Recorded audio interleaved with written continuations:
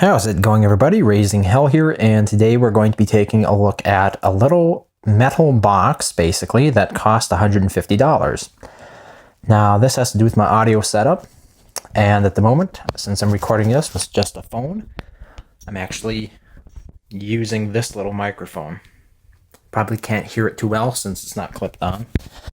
It's basically called a lapel mic, so it's supposed to be better than the phone itself, but we'll see how that goes. So here's the box. As you can see, not a whole lot of great presentation for $150, I suppose, but then again, it is made in the United States, and things made here cost more, apparently. So what we have inside, by the way, this is the Cloudlifter CL-1 mic activator. So inside, there are, we don't want to reveal that too soon, warranty registration, and a small user's guide. This basically has some brief instructions, not too many warnings. I'm a big fan of that. Some nice little foam, and then the box itself. So if I can get this out of here without breaking stuff, that would be nice. There we go. So this is what the box looks like.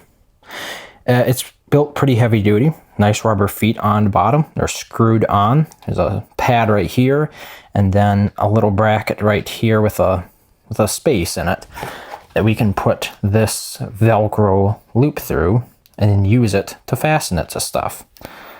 Something like that. Now, what you might be wondering, this is not very complicated, right? We have an output, and then basically we have an input. Not very complicated. Why would it cost $150 US?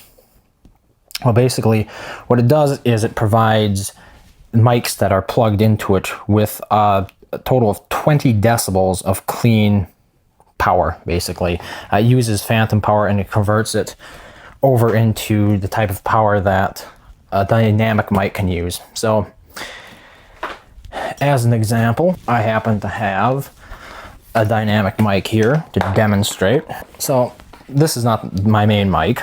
This is just a little cheap one. My main one is a broadcast quality.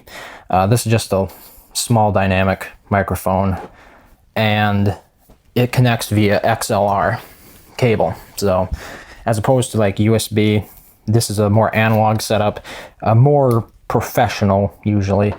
Professionals tend to use analog as opposed to just connecting it via USB because you're given more freedom as to what you can do with it. So the microphone itself needs to be connected like like this. Right, so we have the microphone connected. Then the other end plugs into this box like that. And then we have my audio interface, which plugs into the other end of the box. So now this is an RME Babyface. It's a portable audio interface. It's considered professional quality. There's a newer one that came out. I'm just trying to look for the right XLR output here.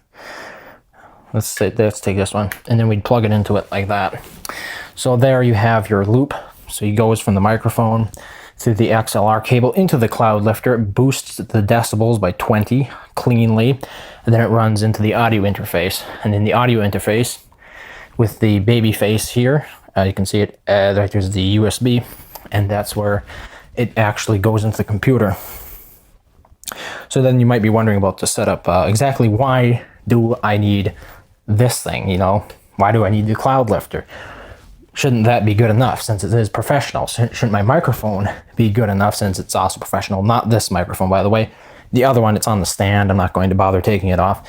The reason behind this is dynamic microphones, especially the one I have, are known for having a very low, I don't know, is it impedance? Basically, even when they are fully amped up, like you take your audio interface and you crank the gain all the way up, it still is only like it'll peak at around minus 15 decibels. That's like peaking.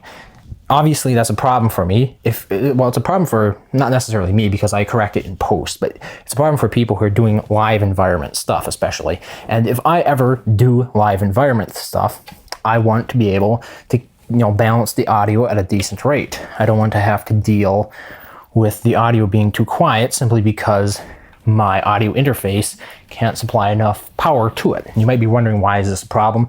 It's a known problem for dynamic microphones especially, as well as ribbon mics, which I don't have. I have dynamic mics though. Dynamic mics are better than condenser mics if you're worried about background noise.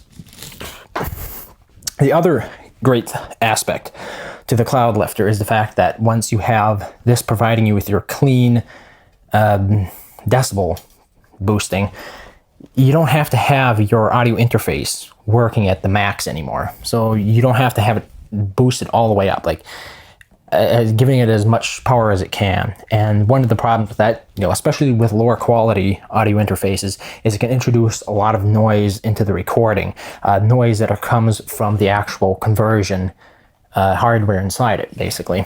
That was not really the case with the RME because, like I said before, this is a professional grade interface, but the interface I used before that, which was by Behringer, I believe, was like a $30, $40 interface. That one you could definitely tell when you jacked the gain way up on it. You would hear the sound quality decrease, you'd hear more hissing in it. So the Cloudlifter is going to boost that up, and I'm going to show you a comparison of basically before and after audio recorded like immediately with no post-processing. And in my experiment so far, this does do the job that I bought it to do. So basically now I only have to boost the gain of the audio by about 2 decibels, so that way I can hit my target, my hard limit target of around minus 0.5 decibels. That's where I want to peak at. I try to level my audio off at that point. And this does a great job of it. I don't have to have this peaked out anymore. It's like, I'd say I have about 10 decibels of leeway, and then this goes in between the two of them and it just boosts the power right up. Was it worth $150? That's for you to decide, really. But if you're dealing with stuff like this, I mean, this costs a fair amount of money. My actual microphone, not this microphone, I keep using this microphone, but this one's cheap. My actual microphone costs a fair bit of money too. So relative to those devices, this is a good investment.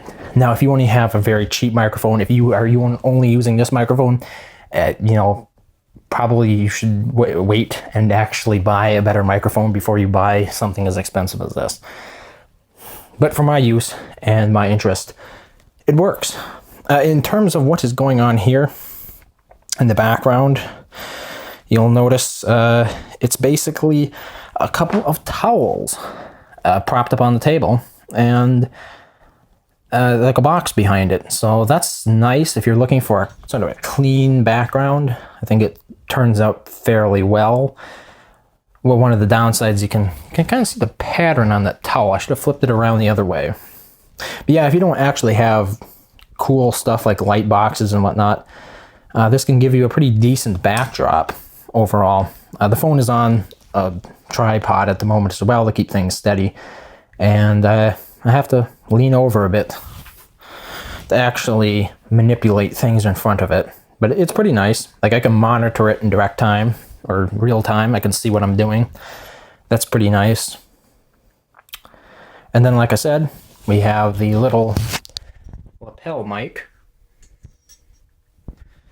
which records the audio, and hopefully it keeps a consistent distance from the audio input. So that way we don't have great fluctuations in the audio levels. Again, I really am not very experienced with doing more or less sort of real world recording, so it's going to be experimental. And since I spent $150 on this, I figured the least I could do is use it as a prop for making a video about it. And who knows, maybe there are people who are actually interested in knowing what I use. Granted, you don't have to use the stuff I use. The stuff I use is, like I said, it's broadcast quality, most of it. But, you can get started with much less than that. You can get started with little $30 microphones like this. And ultimately, that's more important. It's just I really enjoy working with this hardware, so that's why I own it, basically. So thank you very much for watching. Hope you found it at least somewhat interesting, and I'll see you next time.